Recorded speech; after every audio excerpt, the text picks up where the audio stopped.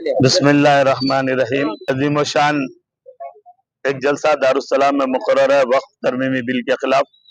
آپ تمام احتجاجی جلسہ ہے، آپ تمام سے شرکت کی خواہش کرتا ہوں۔ تمام حیدرآباد کے جتنے بھی مسلم نوجوان ہر علاقے سے اپنے خواتین کے ساتھ دارالسلام پہنچیے۔ انشاءاللہ علماء اکرام کے خطاب کے بعد علی جناب نقیب ملت بیرسٹر اسد الدین اویسی صاحب کا خصوصی خطاب ہوگا۔ انشاءاللہ سپریم کورٹ میں جیت ہماری ہوگی۔ آپ تمام اپنا احتجاج درج کروائیے، اپنے لیے جو ہے سو مسجدیں، درگاہیں، جتنے بھی اپنے قبرستان وغیرہ ہے، سب کی حفاظت کے لیے آپ کی ہماری سب کی ذمہ داری ہے کہ اس احتجاج میں شرکت کریں۔ انشاءاللہ کل دارالسلام بعد نماز مغرب عظیم و شان احتجاجی جلسے عام مقرر ہے۔ آپ تمام سے میں شرکت کی خواہش کرتا ہوں۔ السلام علیکم ورحمۃ اللہ وبرکاتہ۔ آج بعد نماز جمعہ پیر پاشا مسجد کے پاس تمام دبیر پورے کی عوام اور یہاں کے مصلی جتنے بھی تھے مل کر ایک عظیم و شان احتجاج کریں، جس میں جو ہے ہماری مانگ یہی ہے کہ جو کالا قانون ہندوستان کے پارلیمنٹ میں پیش کر کے بل اس کو قانون بنا دیا گیا ہے اس کو واپس لیا جائے۔ اسی سلسلے میں کل دارالسلام میں 7 بجے سے لے کے 10 بجے تک 19 اپریل کو ایک عظیم و شان جلسہ رکھا گیا ہے احتجاجی، جس میں آل انڈیا مسلم پرسنل لا بورڈ کی جانب سے تمام جو ہے سیاسی پارٹی کے علماء مشائقین، تمام دینی درسگاہوں کے ذمہ دار اور جتنے بھی یہاں پر حیدرآباد کی عوام، اضلاع کی عوام ہے، گزارش کی گئی ہے انشاءاللہ وہ بھی شرکت کرے گی۔ میں آپ میڈیا والوں کے ذریعے یہ بھی گزارش کر رہا ہوں کہ آپ اس عظیم و شان احتجاجی جلسے میں شرکت فرما کر اس احتجاج کو بلند کریں، کیونکہ آپ نے دیکھا سابقہ میں سی اے، این آر سی اور تمام ایسے کالے قانون لا کر ہندوستان کی سرکار مسلمانوں کی ہمت توڑنا چاہتی ہے، آپسی اتحاد کو، بھائی چارگی کو ہندوستان کے اندر ختم کرنا چاہتی ہے، اور اسی طریقے سے ایک معمول بنا لیا گیا ہے اور مسلمان آج بھی سو رہا ہے۔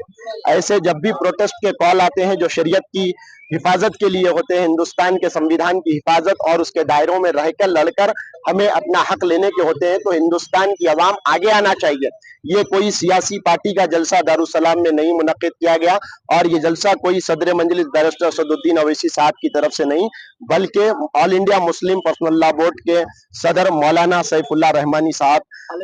خالد سیف اللہ رحمانی صاحب کی طرف سے منعقد کیا جا رہا ہے۔ اس لیے بنا مذہب و ملت، بنا کوئی سیاسی پارٹی سے وابستگی کے آپ تمام جو ہے اس جلسے میں شرکت کریے۔ یقیناً کانگریس، بی آر ایس اور جو ہے وائی ایس آر سی پی جس نے بھی ایوان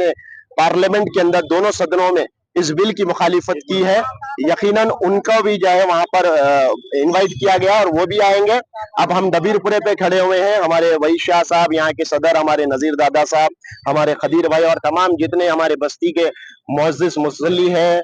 بزرگ ہیں، نوجوان ہیں، اس احتجاج میں شرکت کی۔ انشاءاللہ کل بھی جو ہے 5 بجے شارپ آپ دبیر پورہ دروازے کے پاس تمام جمع ہوئیے، اور انشاءاللہ ہم یہاں سے ایک عظیم و شان احتجاجی جلوس کی شکل میں پرامن طریقے سے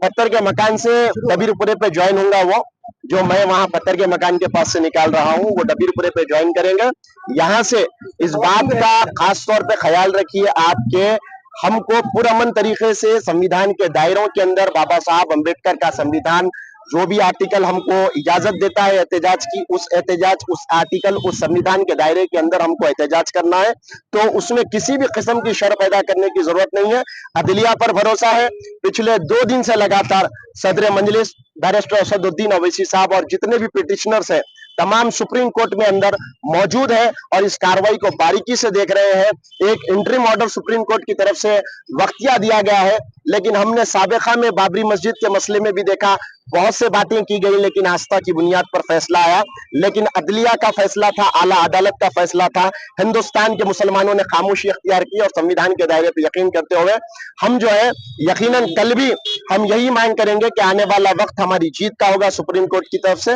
بہت بہت شکریہ، جزاک اللہ خیر، اللہ حافظ۔